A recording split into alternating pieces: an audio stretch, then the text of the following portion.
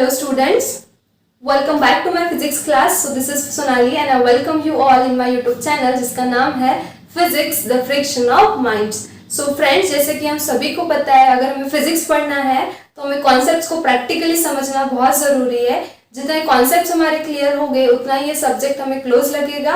And if you'll go to the concepts, then one day definitely you'll fall in love with the physics. And for that case, just stay tuned with the channel that is Physics the Friction of Minds. So friends, last lecture में हमने new chapter start किया जिसका नाम है structure of atom and nuclei. So last lecture में हमने different scientist ने जो इस एटम पे वर्क किया, एटॉमिक स्ट्रक्चर पे वर्क किया, जिन्होंने अपने स्टेटमेंट्स दिए, वो सब कुछ हमने लास्ट लेक्चर में देखा. डेमोक्रिटस, फिर ल्यूकिपस, फिर डॉल्टन, फिर जे थॉमसन का एटॉमिक मॉडल. उसके बाद रुदरफोर्ड आए. रुदरफोर्ड ने गीगर और मार्सलन, ये जो उनके कलीग्स थे, उनके साथ मिलकर एक गोल्ड फॉयल एक्सपेरिमेंट किया, अल्फा पार्टिकल का स्कैटरिंग किया और उससे उन्होंने कहा कि एटम के इनसाइड क्या है, एक मैसिव पार्टिकल है जिसपे पॉजिटिव चार्ज है, जिसे उन्होंने क्या कहा, न्यूक्लियस कहा, जो कि बहुत छोटा है as compare to the size of atom. Okay, so atom का साइज उन्होंने दिया, न्यूक्लियस का साइज उन्होंने दिया. ओके, बट स्टिल रुदरफोर्ड के एटॉमिक मॉडल में कुछ डिफिकल्टीज थी and those difficulties were overcome by next scientist and the name of that scientist. So next hero जो है हमारे स्टोरी के, उनका नाम है Niels Bohr. So Niels Bohr ने क्या किया, कुछ नया नहीं किया. रुदरफोर्ड का जो एटॉमिक मॉडल था, it was sufficient till that time, but difficulties थी. अब डिफिकल्टीज है तो उसको वाइडली एक्सेप्ट तो किया नहीं जा सकता. फिर नील्स बोहर ने क्या किया, उन डिफिकल्टीज पे वर्क किया और सारी डिफिकल्टीज सॉल्व की. अपने सिंपल 3 पॉस्टुलेट्स दिए और वो 3 पॉस्टुलेट्स के बेसिस पे रुदरफोर्ड के एटॉमिक मॉडल की जो भी डिफिकल्टीज थी वो सारी सॉल्व कर दी. ठीक है, तो ये एक स्टोरी थी behind the Niels Bohr's work. Okay, and सबसे इंपॉर्टेंट थिंग, अभी तक के जो भी मॉडल्स दिए थे atomic model, that was explain on the basis of classical theory, Maxwell's के इलेक्ट्रोमैग्नेटिक थ्योरी. बट बोहर्स ने जो अपना एटॉमिक मॉडल दिया, जो 3 पोस्टुलेट्स दिए, it was on the basis of quantum theory by considering radiation as a stream of photons. Okay, so ये एक छोटा सा डिफरेंस भी आपको ध्यान में रखना है. So now let's see the Bohr's atomic model. Okay, so Bohr's has given a 3 postulates. Okay, so will see the Bohr's postulates. अब देखो, रुदरफोर्ड ने अपने एटॉमिक मॉडल में एक चीज बताई थी कि एटम के सेंटर में क्या है, मैसिव पार्टिकल जिसपे पॉजिटिव चार्ज है, जिसे न्यूक्लियस कहा, और इलेक्ट्रॉन इसके अराउंड क्या होते हैं, सर्कुलर ऑर्बिट में रिवॉल्व होते हैं. सेम चीज नील्स बोहर ने बताई. What is stated, he stated that electrons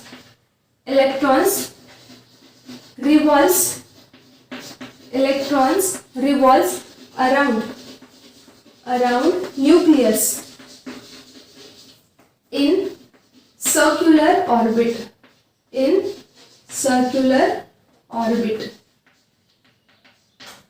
okay, so यही चीज रुदरफोर्ड ने भी बताई थी. फिर इसमें मॉडिफिकेशन क्या है, इसमें इंप्रूवमेंट क्या है, तो आपको देखो एक चीज पता है, सिंपल मैकेनिक्स आपको आता है. कोई भी ऑब्जेक्ट है जब सर्कुलर मोशन परफॉर्म करता है, सो फॉर द मोशन, कोई भी मोशन के लिए what is important, what is the cause behind motion, force is the cause behind motion. And specially when we talk about the circular motion, what is the force, we want which force, we want centripetal force, right. So Rutherford ने ये तो बताया था कि electron nucleus के around circular orbit में फिरते हैं, बट उन इलेक्ट्रॉन के सर्कुलर मोशन के लिए जो एक नेसेसरी सेंट्रीपिटल फोर्स लगेगा, वो फोर्स किसने बताया, नील्स बोहर ने. So Niels Bohr stated that necessary centripetal force for circular motion of electron is provided by electrostatic force. Which force? Electrostatic force of. अब इलेक्ट्रोस्टैटिक फोर्स भी 2 types के होते हैं, एक अट्रैक्टिव और एक रिपल्सिव. तो आपको पता है, आपका जो न्यूक्लियस है वो कैसा है, पॉजिटिवली चार्ज है, और जो इलेक्ट्रॉन रिवॉल्व हो रहा है सर्कुलर ऑर्बिट में वो कैसा है, निगेटिव है। सो निगेटिवली चार्ज इलेक्ट्रॉन और पॉजिटिवली चार्ज न्यूक्लियस के बीच कौन सा फोर्स होगा, electrostatic force of attraction, right. So electrostatic force of attraction between what, between nucleus and electron। सो ये जो स्टेटमेंट है इसे कंप्लीट किसने किया, इसे कंप्लीट किया नील्स बोहर ने, ठीक है। सो इतना स्टेटमेंट, यहाँ तक स्टेटमेंट रुदरफोर्ड ने भी दिया था, but Bohr has stated about the centripetal force which is provided by the electrostatic force of attraction between positively charged nucleus and the negatively charged electron। So this is the Bohr's first postulate, okay। अब Bohr's का second postulate देखो क्या है। तो सबसे पहले Rutherford के atomic model की डिफिकल्टी क्या थी, रुदरफोर्ड के अकॉर्डिंग ये पॉजिटिवली चार्ज न्यूक्लियस, ओके, इसके अराउंड ये है negatively charge electron, okay.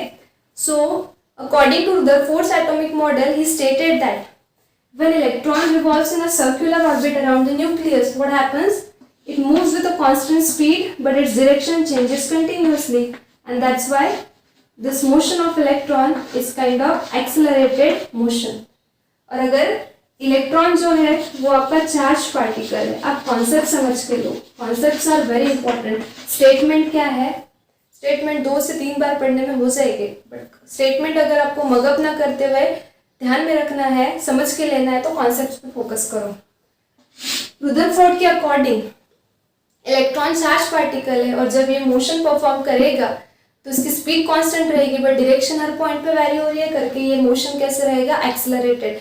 And you know that every accelerated charge particle emits electromagnetic radiation, emits electromagnetic radiation।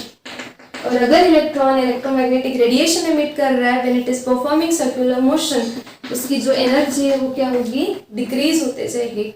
और अगर इलेक्ट्रॉन की एनर्जी डिक्रीज हो रही है तो ये ऑर्बिट की जो रेडियस है वो धीरे धीरे क्या होगी, डिक्रीज होते जाएगी इस तरह से। और ये एनर्जी डिक्रीज होते होते जब एनर्जी 0 हो जाएगी तब ऑर्बिट क्या हो जाएगी, ऑर्बिट की रेडियस भी डिक्रीज होते होते 0 हो जाएगी। और इस पॉइंट पे आपका जो ये इलेक्ट्रॉन है क्या होगा, इस न्यूक्लियस पे जंप कर जाएगा, मतलब आपका जो एटम है वो इस तरह से कोलैप्स हो जाएगा, इस तरह से श्रिंक हो जाएगा। मतलब एटम कैसा है, एटम अनस्टेबल है, ऐसा रुदरफोर्ड का कहना था। But most of the atom, practical fact ये थे कि most of the atoms are stable. तो एटम की जो स्टेबिलिटी या फिर इस ऑर्बिट की जो स्टेबिलिटी है वो रुदरफोर्ड का एटॉमिक मॉडल एक्सप्लेन नहीं कर पाया। सो अब देखो नील्स बोहर ने इसे कैसे ओवरकम किया अपने सेकेंड पोस्टुलेट में। In the second postulate, Niels Bohr has stated about the stability of orbit, and he stated that what he stated, radius of, he stated that radius of orbit of electron, radius of orbit of electron can take only fixed certain values such that angular momentum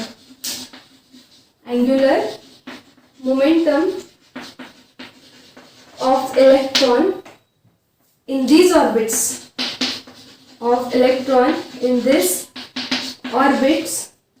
is equals to integral multiple of h upon 2 pi, and you know that where h is called as Planck's constant.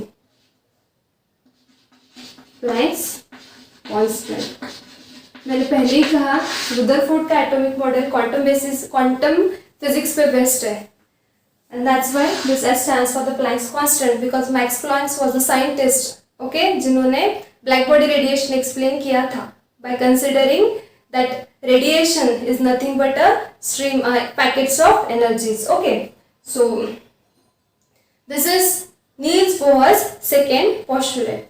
अब Rutherford के according हर electron accelerate हो रहा है, हर electron radiation emit कर रहा है, हर electron energy lose कर रहा है और हर इलेक्ट्रॉन की ऑर्बिट क्या हो रही है, धीरे धीरे ऑर्बिट जो है वो डिक्रीज हो रही है और इलेक्ट्रॉन एक फाइनली न्यूक्लियस में जम कर जाएगा, ऐसे रुदरफोर्ड के मॉडल के अकॉर्डिंग कहा जाता था. ठीक है, बट अब नील्स बोहर ने उस पर ये कहा कि हर इलेक्ट्रॉन की जो ऑर्बिट है वो डिक्रीज नहीं होती, electron revolves in a stable orbits.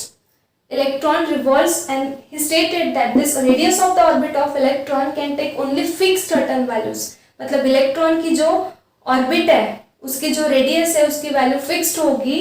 And what is that? It's angular, for that angular momentum of electron is equals to the integral multiple of h upon 2 pi. so जो electron ये condition satisfy करेंगे, जिन electron का angular momentum integral multiple of h upon 2 pi होगा, वो electron एक particular orbit में फिरेंगे जिसकी रेडियस फिक्स्ड होगी. मतलब Bohr has stated about the stability of orbit of electron and those electrons which are revolving in this orbits is called as stable orbit. जो electrons इस ऑर्बिट्स में फिर रहे उस ऑर्बिट को स्टेबल ऑर्बिट कहा जाता है और else it is also called as Bohr's orbit. तो अब जो डिफिकल्टी थी वो सॉल्व हो गई कि मोस्ट ऑफ द इलेक्ट्रॉन्स और most of the atoms does not emit electromagnetic radiation. So Bohr's ने कह दिया कि जो इलेक्ट्रॉन इन स्टेबल ऑर्बिट में रहेंगे those electrons will not emit electromagnetic radiation और इलेक्ट्रोमैग्नेटिक स्पेक्ट्रा. सो रुदरफोर्ड के मॉडल के अकॉर्डिंग हर इलेक्ट्रॉन एक्सेलरेट हो रहा है, हर इलेक्ट्रॉन इलेक्ट्रोमैग्नेटिक रेडिएशन एमिट कर रहा है, हर इलेक्ट्रॉन की ऑर्बिट जो है वो डिक्रीज हो रही है. बट बोर्स ने अपने सेकेंड पोस्टुलेट में बता दिया कि जो इलेक्ट्रॉन्स ये कंडीशन सेटिस्फाई करेंगे वो इलेक्ट्रॉन एक फिक्स्ड ऑर्बिट में रिवॉल्व हो गए, उस ऑर्बिट को कहा जाता है स्टेबल ऑर्बिट. ओके, एंड जो इलेक्ट्रॉन स्टेबल ऑर्बिट में रिवॉल्व हो गए those will not emit any electromagnetic radiation. Okay, so this was Bohr's second postulate. Now let's see the Bohr's third postulate. So if we write the mathematical form of Bohr's second postulate, then what is that? Angular momentum of electron is equals to integral multiple of h upon 2 pi, where n is called principal quantum number. This n is called principal quantum number, or else this is also called as Bohr's orbit number. Bohr's orbit number. So that orbit is called as Bohr's orbits, and that n stands for Bohr's orbit number. If we are considering the first Bohr's orbit, then the value of n will be 1. For the second Bohr's orbit, the value of n will be 2, and for the nth Bohr orbit, the value of n will be n. Okay, you can write this equation in one more form. You know that mechanics में rotational motion में आपने पढ़ा है angular momentum is written as mvr, right? So if I replace this m as L by mvr, so here I write me, where me is the mass of electron, vn rn, where rn is the radius of nth Bohr orbit and vn is the velocity with which electron is revolving in nth Bohr orbit, and equals to what? nh upon 2 pi. Okay, so this is mathematical formula of Bohr's second postulate. Okay, so इस तरह से Rutherford के atomic model की जो difficulty थी वो Niels Bohr ने अपने सेकेंड पोस्टुलेट में ओवरकम कर दी कि हर इलेक्ट्रॉन हर एटम इलेक्ट्रोमैग्नेटिक रेडिएशन एमिट नहीं करता है. जो इलेक्ट्रॉन स्टेबल ऑर्बिट में फिरेंगे वो इलेक्ट्रोमैग्नेटिक रेडिएशन एमिट नहीं करेंगे, और जो इलेक्ट्रॉन ये कंडीशन सेटिस्फाई करेंगे it will revolve in a stable orbit. That stable orbit is called as a Bohr's orbit. ठीक है, फिर बोहर्स ने एक और पोस्टुलेट दिया. अब वो पोस्टुलेट काय के लिए? अब रुदरफोर्ड के मॉडल के अकॉर्डिंग क्या था कि प्रैक्टिकल फैक्ट तो ये भी थी कि रेडिएशन एमिट हो रहे हैं, इलेक्ट्रोमैग्नेटिक स्पेक्ट्रा एमिट हो रहा है, क्योंकि जो इलेक्ट्रॉन स्टेबल ऑर्बिट में फिरेंगे वो इलेक्ट्रोमैग्नेटिक रेडिएशन एमिट नहीं करेंगे. फिर भी अगर इलेक्ट्रोमैग्नेटिक रेडिएशन कुछ केस में इमिट हो रहे हैं तो वो कब होते हैं, ये रुदरफोर्ड ने बताया, ये नील्स बोहर ने बताया अपने थर्ड पोस्टुलेट में। ही stated that an electron can make transition from an electron can make transition from one of its orbit to another orbit of lower